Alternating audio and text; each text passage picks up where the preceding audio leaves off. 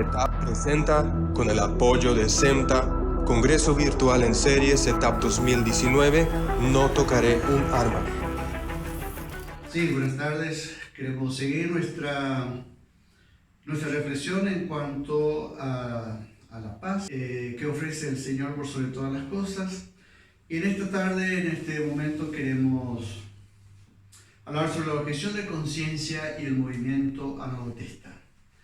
Y debemos tener en cuenta que, en primer lugar, la objeción de conciencia es la razón o argumento de carácter ético o religioso que una persona aduce para oponerse a disposiciones oficiales, como por ejemplo cumplir el servicio militar obligatorio, practicar aborto, etcétera, etcétera.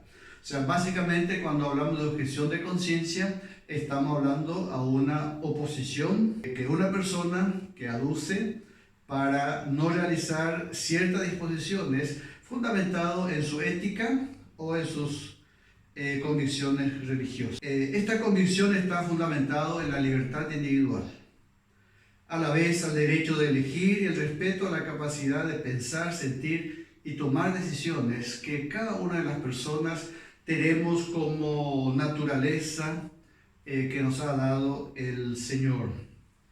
Por eso, la objeción de conciencia en la esfera religiosa, digamos, está determinado dentro de lo que se denomina el Evangelio de paz. La paz no como un programa o ideal de vida, sino como un estilo de vida que demuestra pertinencia de la actuación cristiana.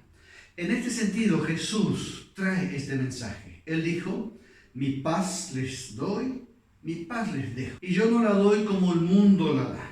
Dice en el Evangelio de Juan capítulo 14, verso 27. Con esto él anunciaba el bienestar y una salvación total, el shalom de Dios, o sea, un profundo cambio de la vida centrada en Dios.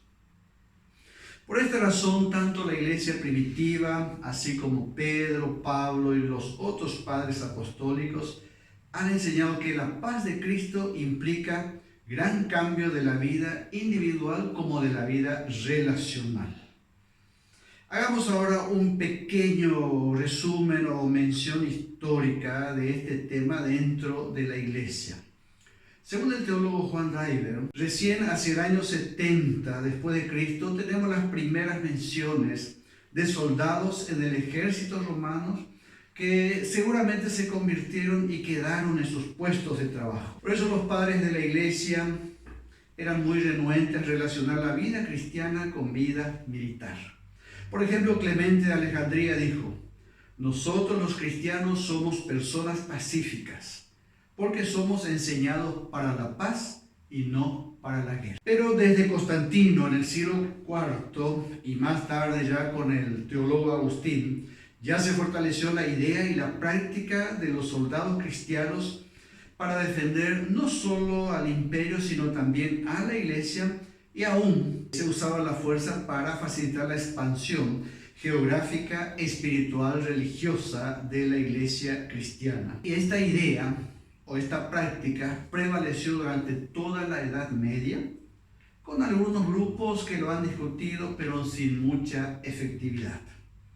Recién en la Reforma Protestante se reinicia esta discusión de la objeción de conciencia al servicio militar, pero no con los reformadores clásicos magisteriales como los luteranos, anglicanos o calvinistas, sino básicamente se comienza a reanalizar con el movimiento denominado movimiento radical, que más tarde fueron denominados movimiento anabautista.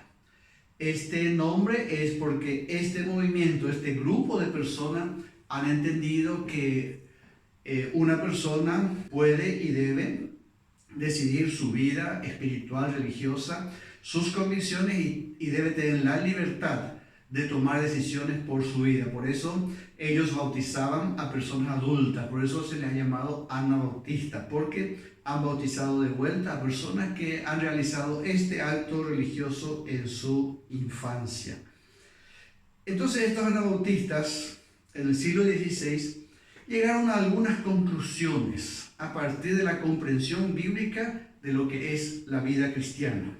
Por ejemplo, Jesús es el mensaje central de la Biblia y esta es la palabra de Dios. Y el mensaje de la palabra de Dios, o el mensaje de Jesús escrita en la palabra de Dios, es un mensaje de paz y amor entre todas las personas. Por eso la Biblia dice que Él vino a dar vida, y vida en abundancia, y no la muerte.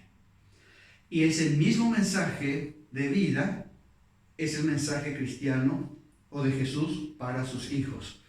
También la Biblia nos enseña que el hombre fue creado libre y con la capacidad de pensar y tomar decisiones para su vida.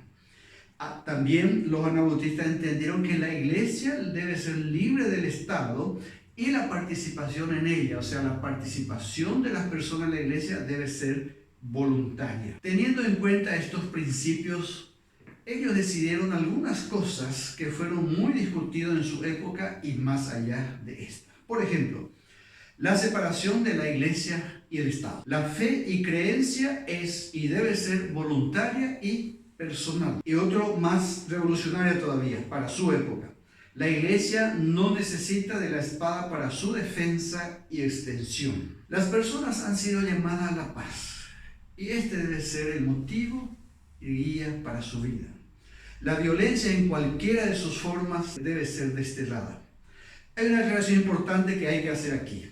El movimiento anabautista no ha desestimado la violencia, porque algunas veces el Estado debe llevar a cabo sus propósitos, como la defensa de lo bueno y el castigo de los malhechores.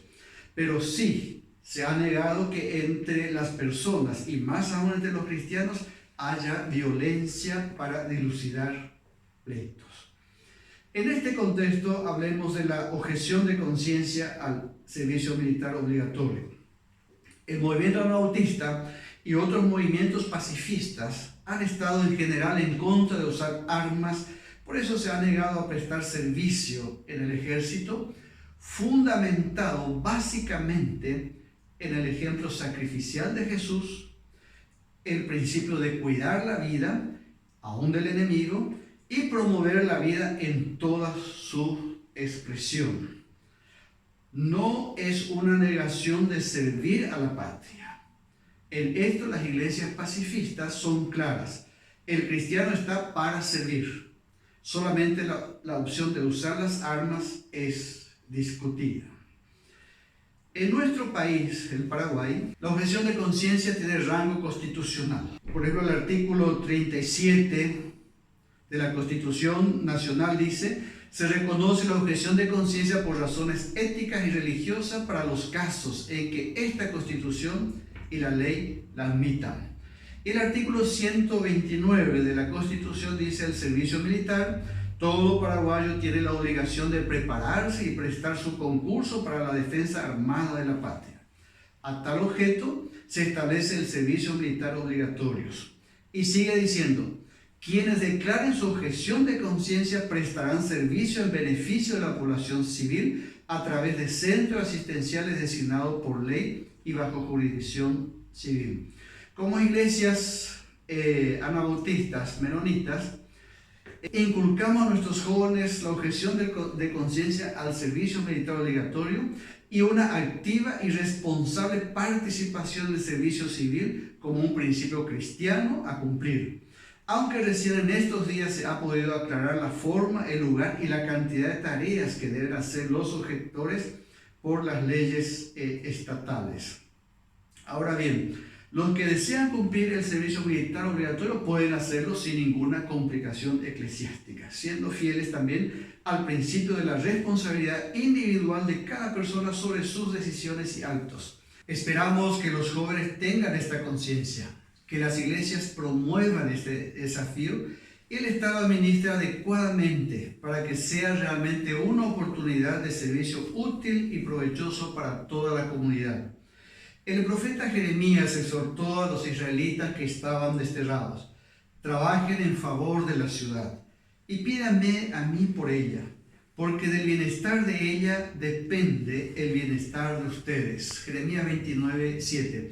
Y este es nuestro deseo, que los jóvenes sean objetores al servicio amado pero cumplidores de un servicio civil que beneficie a toda la comunidad. Esto fue una presentación del Congreso Virtual en Serie Setup 2019 No Tocaré un Arma.